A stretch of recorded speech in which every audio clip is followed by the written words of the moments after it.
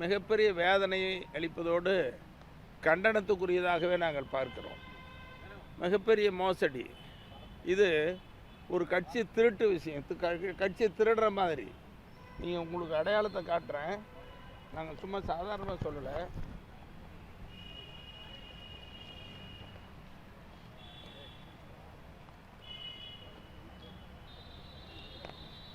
இது பாருங்க, 29/5/2022.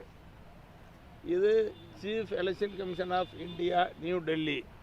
இது பாட்டாளி மக்கள் கட்சியின் சார்பில் 28/2/2022 அன்று மருத்துவர் அன்புமணி தேர்வு செய்யப்பட்டதாக 29 கடிதம் கொடுத்தது. தேர்தல் ஆணையத்துக்கு கொடுத்தாச்சு. கொடுத்தது பிறகு அதோட சும்மா கொடுக்கல. பாருங்க, பொதுக்குழு நடந்த தேதி, படம் எல்லாம் அவருக்கு அன்புமணிக்கு சிறப்பு செய்கிற மாதிரி பொதுக்குழுவில் பாருங்க. மாநில சிறப்பு பொதுக்குழு கூட்டம் 28/5/2022. இது எங்கன்னா சென்னை சென்னை விட்டு திருவேற்காடு GPN பேலஸ் அங்கே நடந்தது. இது பாருங்க, பொதுக்குழு உறுப்பினர்கள் கலந்து கொண்ட இந்த படம். இதுவும் பொதுக்குழு உறுப்பினர் கலந்து கொண்ட படம். இதுவும் அந்த தான். சரி, தேதியை காட்டுறதுக்காக சொல்கிறேன். அடுத்தது பார்த்தீங்கன்னா, அவர் அன்புமணி செய்தியாளர்களுக்கு பேட்டி கொடுக்குறாரு. இது ஆங்கில நாளேடுகள், தமிழ்நாடு நாளேடுகள் எல்லாம் வந்த செய்தி. ஒவ்வொரு நாள் தலைவராக தேர்ந்து பாருங்கள். அன்புமணி எலெக்டட் PMK பிரசிடென்ட் 29/5/2022 வந்த செய்தி. அப்போ இது 2022 தான் அவர் தேர்ந்தெடுக்கப்பட்டார் என்பது உண்மை.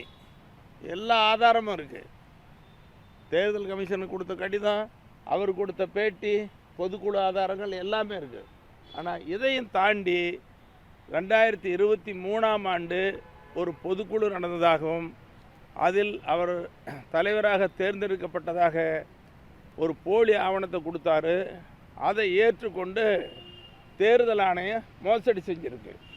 சரி, இப்படி தகவல் நடக்குதுன்னு அறிஞ்ச உடனே கடந்த 5 மாதமாக தேர்தல் ஆணையத்துக்கு நாங்கள் 5 மாதமாக தேர்தல் ஆணையத்துக்கு வந்து கடிதம்லாம் கொடுத்தோம். இந்த கடிதத்தினுடைய நகல் நிறைய இருக்குது, எல்லாத்தையும் வச்சுருக்குறோம்.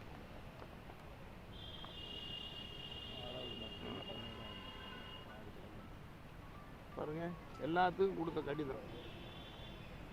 Banu Prakash Yadav, chief election commission of India, எல்லாத்துக்கும் கொடுத்துருவோம்.